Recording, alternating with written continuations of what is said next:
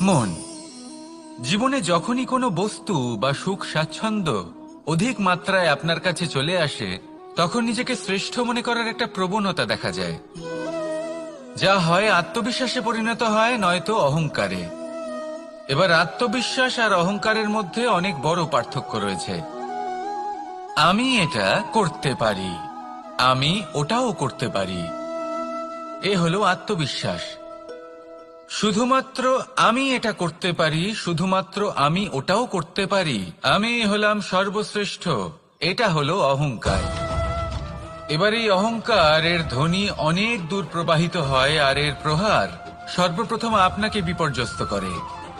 এবার এই অহংকার এর বিপরীত শব্দ হলো বিনয়, অর্থাৎ নিজের ঊর্ধ্বে উঠে অন্যের বিষয় ভাবনা চিন্তা করা, সংসারের বিষয় ভাবা। এই বিনয়ী হবার চেষ্টা করুন, একের থেকে অনেক হওয়ার চেষ্টা করুন এবং একসাথে থাকার চেষ্টা করুন। নিশ্চিত রূপেই আপনি বিকাশের কারণ হবেন। মত্ততা থেকে নিজেকে দূরে রাখুন, অহংকার থেকে নিজেকে দূরে রাখুন। এই মন প্রসন্ন হয়ে বলবে, রাধা রাধা। ঈর্ষা আমাদেরই মনে বসবাস করা আরো একটা শত্রু।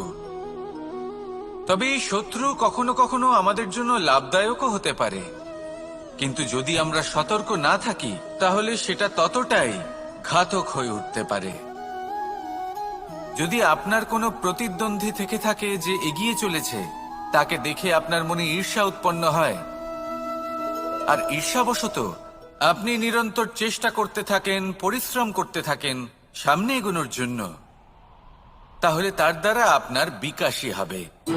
কিন্তু যদি আপনি নিজের বিরোধীকে শেষ করতে দেওয়ার জন্য অগ্রসর হন, তাকে বিনাশ করার জন্য অগ্রসর হন, তাহলে এই ঈর্ষা প্রথমে আপনার বিনাশ অবশ্যই করবে। একটা কথা আছে, এটা পশু প্রবৃত্তি, আপনি শুধুই নিজের বিকাশের কথা ভাববেন। তিনিই হলেন প্রকৃত মানুষ, যিনি অন্য মানুষের জন্য প্রাণও দিতে পারেন। এই ঈর্ষা যদি আপনাকে বিকাশের পথে নিয়ে যেতে পারে তাহলে খুবই ভালো। যদি আপনাকে অন্য কাউকে বিনাশ করে দেওয়ার পথে অগ্রসর করে, তাহলে তার থেকে দূরে থাকাই ভালো। যেমন ধরুন, আপনার কাছে একটা সূচ আছে, যার দ্বারা আপনি ছেঁড়া কাপড়ও সেলাই করতে পারবেন বা অন্য কারোর পাত্রে ছিদ্রও করে দিতে পারবেন। আপনি কি চাইবেন, নিজের বিকাশ নাকি অন্য কারোর বিনাশ? সিদ্ধান্ত আপনারই। আসুন আর আমার সাথে ভালোবেসে বলুন, রাধা রাধা।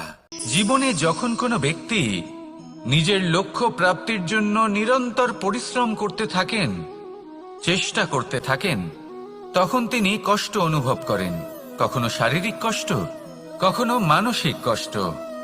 এবার উনি এটা ভাবতে থাকেন যে আমি কি উচিত করছি নাকি অনুচিত করছি। কারণ অন্যদিকে এমন একজন ব্যক্তিও আছেন যিনি একদমই পরিশ্রম চেষ্টা করছেন না।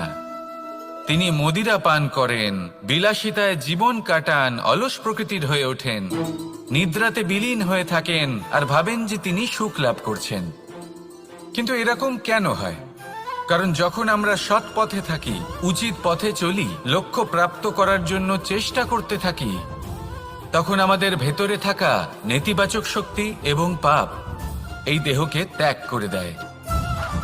আর এই অনুভূতিটাই আমাদের দুঃখের অনুভূতি দেয়, কষ্ট দেয়। এবার সেখানে যদি আমরা কুপথে চলি, অনুচিত পথে চলতে থাকি, তাহলে আমাদের ভেতরে থাকা পুণ্য এবং ধনাত্মক শক্তি আমাদের দেহ ত্যাগ করে দেয়। আর এই অনুভূতির কারণেই আমরা সুখ অনুভব করি। কিন্তু কখনো ভাববেন যে এই সুখ বেশি সময় পর্যন্ত থাকে না। সেই জন্য সবসময় মনে রাখবেন, যদি আপনি জানেন যে এটাই আপনার লক্ষ্য, এটাই উচিত পথ, শুভ পথ, তাতে নিরন্তরভাবে এগিয়ে যেতে চেষ্টা করতে থাকুন। এই কষ্ট আপনাকে সুখের পরাকাষ্ঠায় কখন পৌঁছে দেবে তা আপনি জানতেই পারবেন না। আসুন আমার সাথে ভালোবেসে বলুন, রাধা রাধা।